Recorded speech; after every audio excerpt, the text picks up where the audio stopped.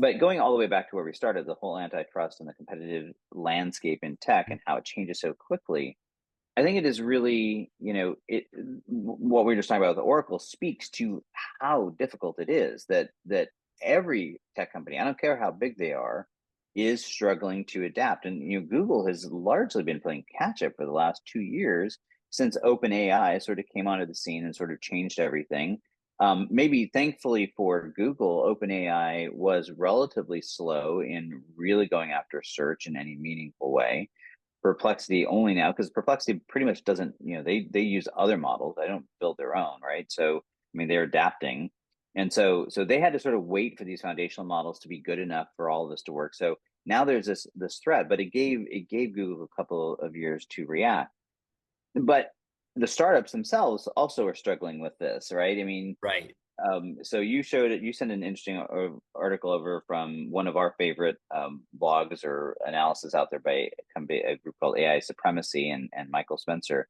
And so why don't you kind of walk why you thought this particular article was interesting? Yeah.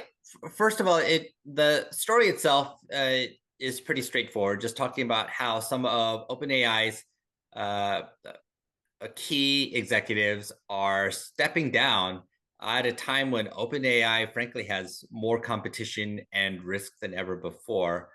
Greg Brockman being the most notable of them as one of the co-founders of OpenAI.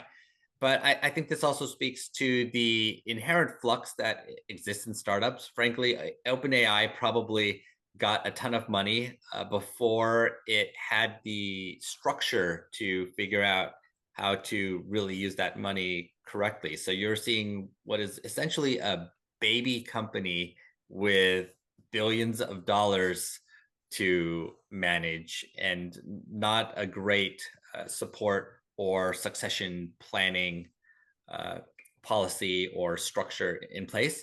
So I think it speaks to how quickly this AI space is changing. That we saw OpenAI a year ago as the undisputed leader in AI, the one company that you could count on to be doing real innovation in AI and pushing a fundamentally different picture of the world. But a lot of competition came up quickly, whether it be Anthropic, Cohere, Perplexity, all these other companies that are doing AI stuff, as well as the big players in the enterprise tech world. So Google, obviously, Microsoft, which invested in AI, OpenAI, but now has started to spread out some of its bets. Even companies like Salesforce and Workday and ServiceNow are all coming out with various types of AI models and trying to figure out how they can also provide some of the capabilities that OpenAI has been doing, because nobody wants to be fully dependent on, frankly, a company or an organization that it has this level of flux. Yeah, I do think it's interesting, and I'm not sure it can. I mean, if you look at where a lot of, I mean, first of all, it is an undeniable exodus. I think, and in fact, almost all of the founding team is gone now, and that's never a good thing. It is, John Schulman went to Anthropic. Greg Brockman is taking a sabbatical, but that's normally code for my next gig.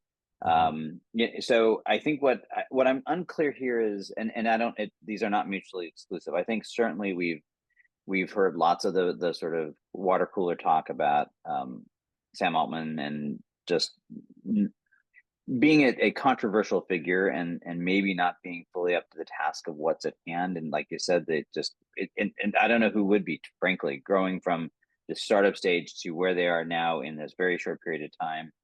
I don't know if there's anyone on the planet that could really truly execute on that. So that's not even a slam, but it's also, I think, just a function of the fact that the AI space, to your point, is changing so quickly that this is some of the most in-demand talent in the universe, Right. and so it's hard to imagine a company like OpenAI not getting poached. Um, and it would take a tremendous amount of, force of um, personality, I think, on behalf of the CEO to truly keep those people that engaged. And I think, part of the challenge there is most of this founding team came when OpenAI's mission was was really, nonprofit oriented, or, goodwill oriented, and around building AGI. And OpenAI, you can say what you want about it, but they're now basically an AI product company. And